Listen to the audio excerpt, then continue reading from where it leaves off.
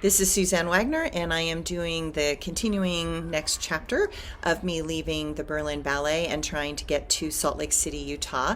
I had to give notice a year in advance, and the director of the company tried to negotiate with me to stay.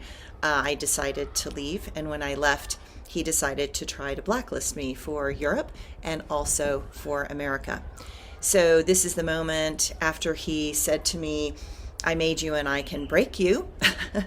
And so this is the next chapter following that particular moment. It's called Lawyers, Legality, and the Powers of Some. The venom of his words is something that can hit me harder than most, because the words can lie, but the body can be saying something else.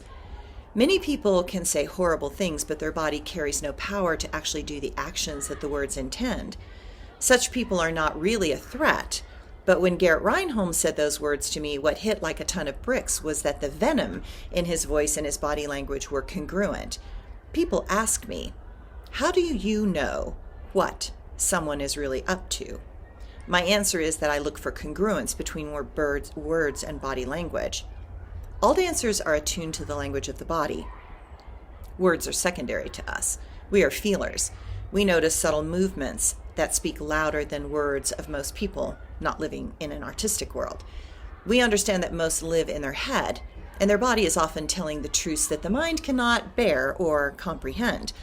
But when the posture of the body conveys a deeper darkness and the words align with the eye contact, with the force of personal intent to cause harm, that signals a palpable shift in the energy exchange between two people.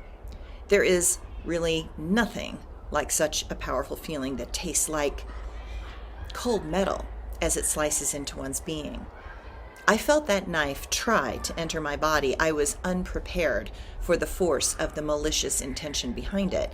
I had never felt anything to that degree of maliciousness up to that point. All I knew instinctively was that I had to get away from this person. I stood up, and I had no words.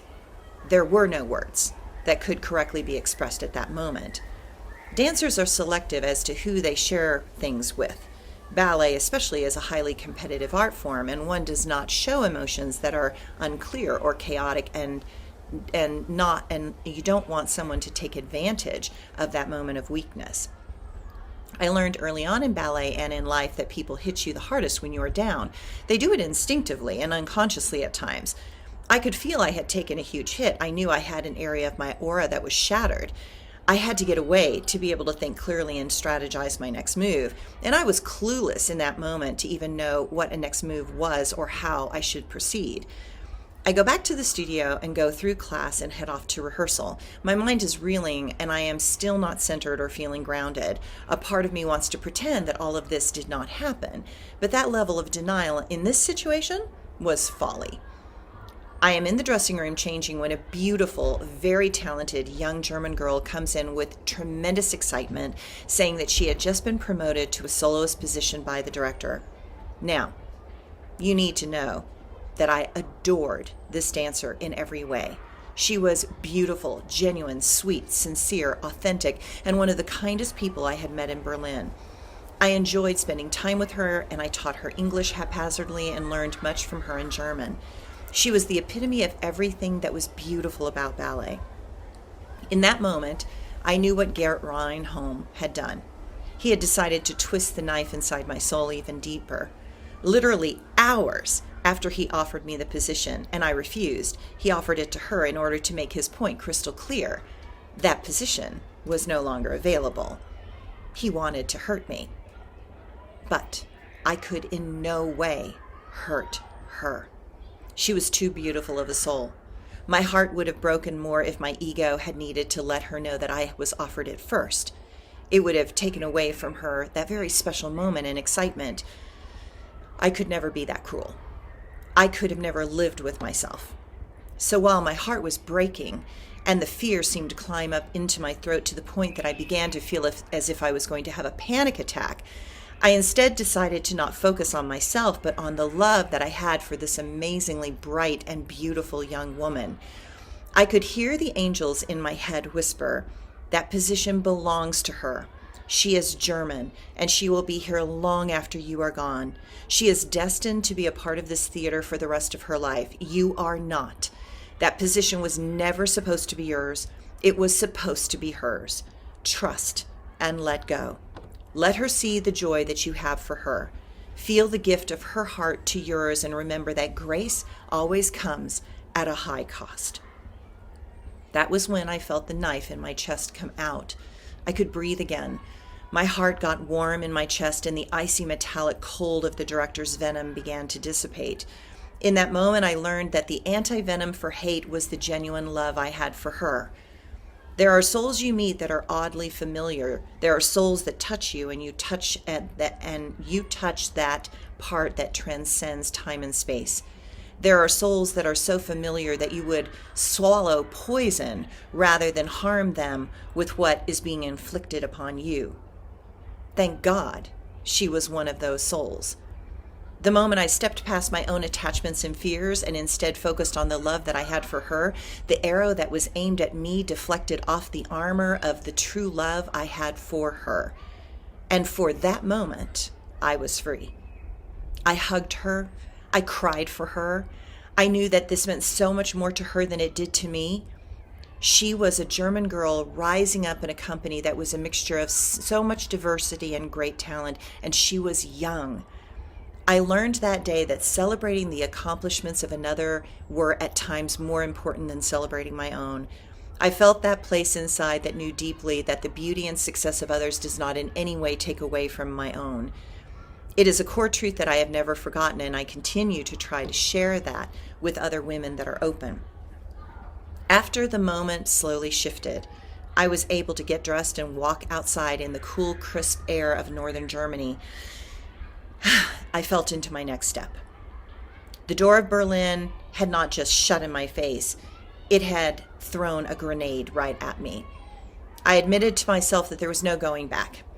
Gert Reinholm did not just throw me into the snow. He was trying to imprison my soul in his dungeon.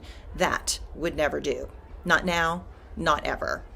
I could feel some ancient conflict from a past life that seemed to be right at the edges of my consciousness. I could not see what happened, but this moment felt too close for comfort.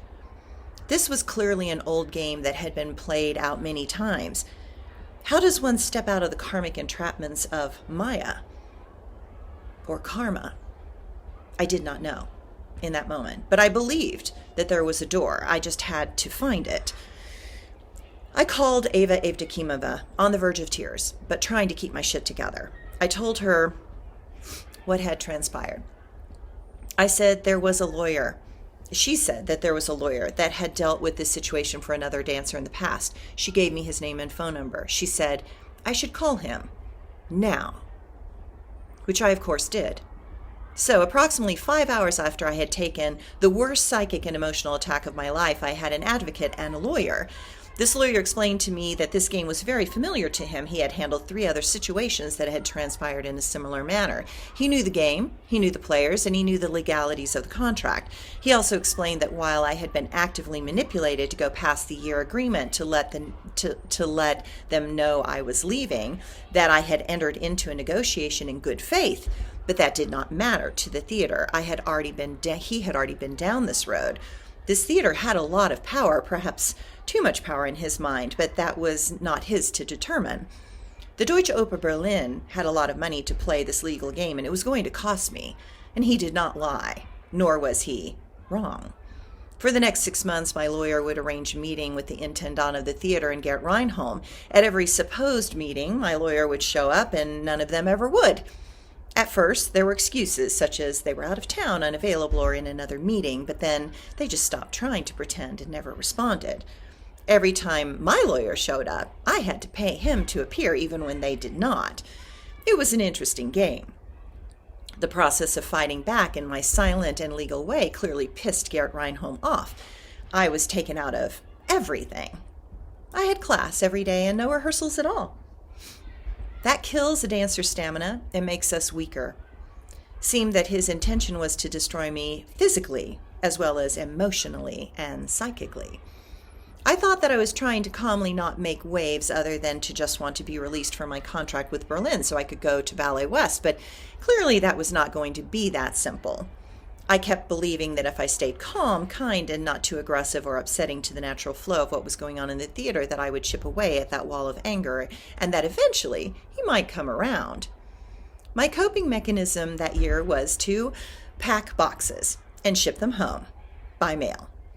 Every time I got depressed and down, I would ship a box home. I felt like I was clearly telling the universe in no uncertain terms that I am going home, one way or the other. The days seemed darker than before, the nights seemed longer. I kept trying to keep my head up, but most of those that I could talk to and confide in were no longer in the theater. I played mind games with myself. One of my favorites was to go to the huge department store Cadavet and buy a bottle of French champagne, French brioche flown in from Paris that morning, some amazing cheese, and some Hungarian sausage, and go off to the Charlottenburg Schloss, or castle, and make myself a picnic in the park. I would sit on a blanket and pretend that this was my castle and I was enjoying an afternoon outing and tea. I would sit with my back against a tree, look at the castle, in between sleeping and meditating. I would wander the grounds looking for secret places and hidden gardens. Oh, and I would eventually figure out how to drink that bottle of champagne over the entire day. At times I would offer passers-by to join me, but more often than not, I sought the most hidden corners of the castle grounds and laid in the grass, trying to make sense out of this moment. I was trying to find the meaning to it and how to best move and shift myself rather than focus on trying to shift the director. It was clear that I was changing, but I did not want to become some hateful person like him. I wanted to move through this process in a way that at the end of it, I could live with myself. My goal was not to harm anyone in this process. In the graceful gardens of the Charlottenburg Schloss, I created or heard the mantra, no matter what, no matter what, no matter what, be kind. That motto would be for me for the rest of this life. It did not matter what others did, it only mattered how I responded to it, and hopefully I would respond with kindness and not let the monsters of jealousy gain a foothold in my psyche. The game continued, and as the darkness of the season closed in, we had a horrible winter. It was as if the mood I kept trying to keep at bay was externalizing, and the weather reflected back to me my angst, fear, and heaviness.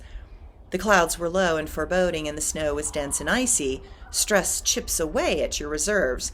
This moment snuck up on me in ways that can only be done when one is in a lot of denial. I did not think I was in denial. I was trying to deal with the issues and legal rigmarole that kept arising. I kept telling myself that I was doing my best and that somehow there would be a break and I would feel the happiness that was now buried deep in my core.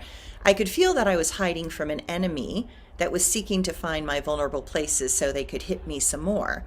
And just when I thought I was getting nowhere, out of the blue, 2 soloists got injured and suddenly they needed me.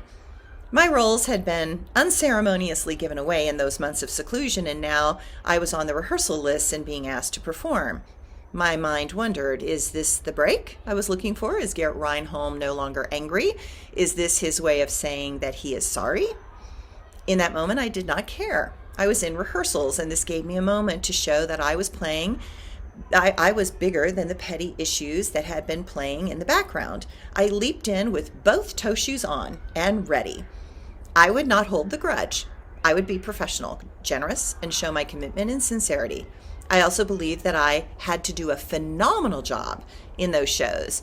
I naively believed that if I took the high road, perhaps he would as well. But the pressure I put on myself was more than I had ever done, and the added caveat was that the roads were so bad that they decided to put something on the roads that ended up being highly toxic, and everyone started coming down with lung infections. The first time I got sick, we were preparing to go to a mixed performance series. I went to the doctor and they sent me to the Respiratory Rehabilitation Center where I was to do a breathing inhaler series of steroids. I got to the place only to discover that it was so full of people that were sitting on the floors of the hallway with this breathing apparatus, and I was one of them. The doctors knew what was happening, but they did not seem to be able to stop the road crews from putting this ashy black substance on the roads to melt it. So I got back to that performance and I had pneumonia. And I was feeling terrible because I was going to have to tell Gudrun that I could not perform. So I told her at the end of the class that I was very sick and I was afraid I could not perform in a few days. She looked alarmed because so many dancers were out with injuries. She said that her sister was a doctor and that she would get me a broad spectrum antibiotic in a few days and I would feel better. I did not want to let them down, as I saw this as my chance that if I bent over backwards to make the show go on, that perhaps he would return the kindness. True to her word, that afternoon Gudrun came back with the antibiotics and I immediately started taking them. Sure enough, in a few days I felt significantly better and the show went on without a hitch. What I did not know was that I was more stressed than I realized and that I was pushing my body way past its limits. I was going to realize how strong my mind was and how I had the ability to keep my body going with my mind. Dancers have to do this. Ballet is all about overriding the pain mechanisms of the body. We are trained to do the impossible and believe that the impossible is possible. We are the hope of humanity to move beyond suffering. We are the inspiration that shows the pathways that transcend karma.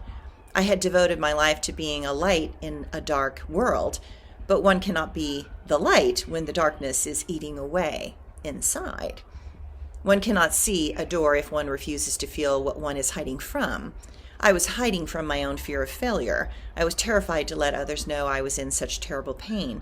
I was determined to overcome all challenges that presented, and I was too young to understand that the expectations I had on myself were inhuman.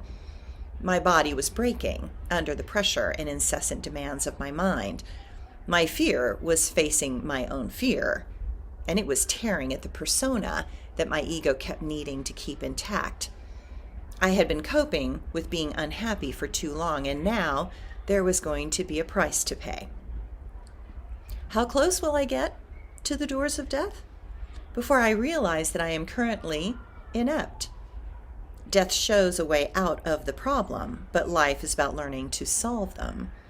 It was going to be time to embrace the whole and see that there is something beyond the goal. That one was to determine if I would succeed or fail, the one I would try to avoid to no avail. Dancing in the darkness of my mind, all my attempts to be patient and kind were really a way to avoid what was lurking inside. And now she was about to show me all the places I hide. Thanks, everyone.